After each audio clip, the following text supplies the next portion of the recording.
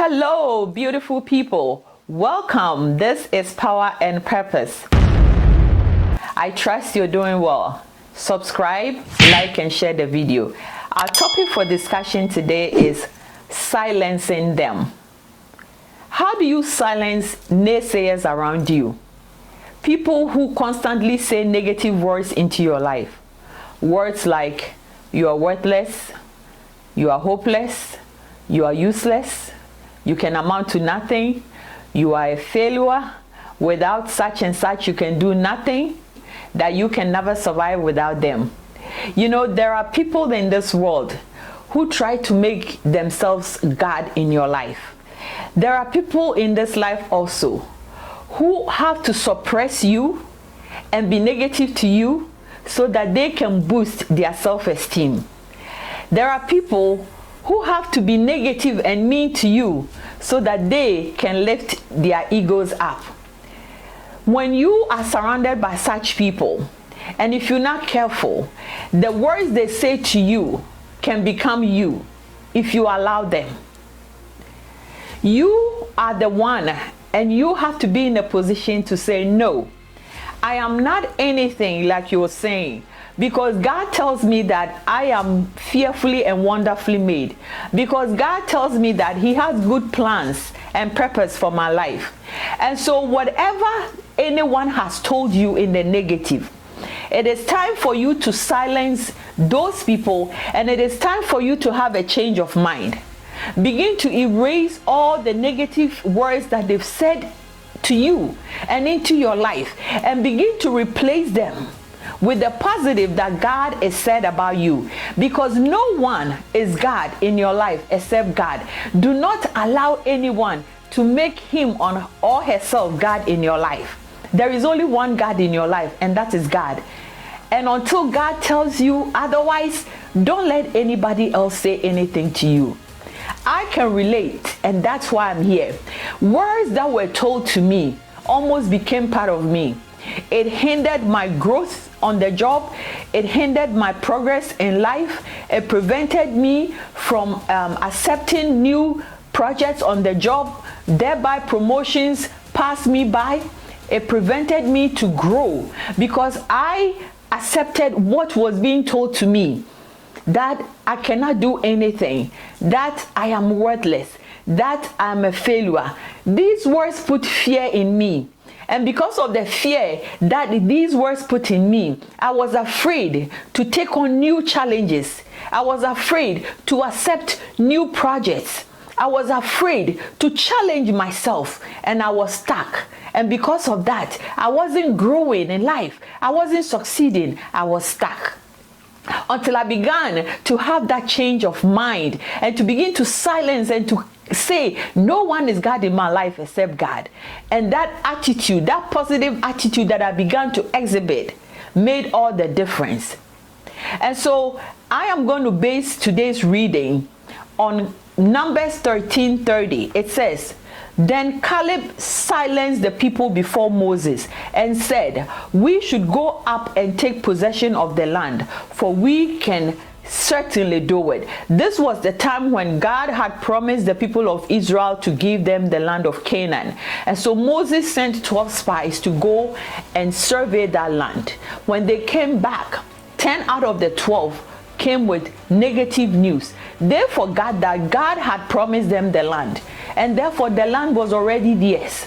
But when they came with negative news that, oh, we are so small standing beside these people. We are like grasshoppers. They put fear in the Israelites. These people will crush us. These people will just destroy us. We cannot even stand them. Don't even try going near them.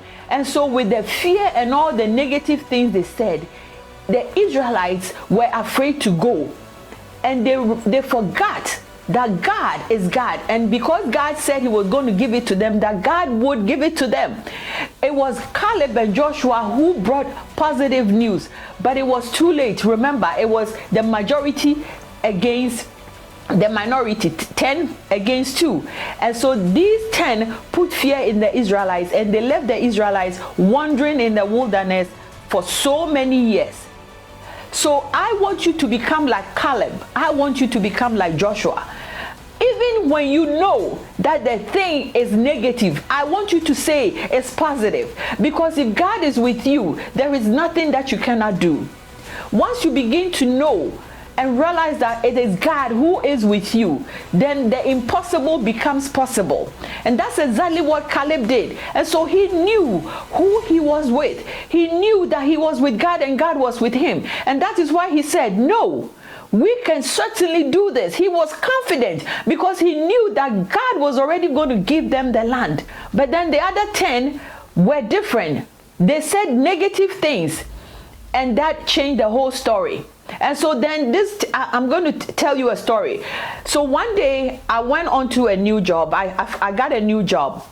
And when I went, there was a process where we welcome new people on board. The process was really old and very time consuming.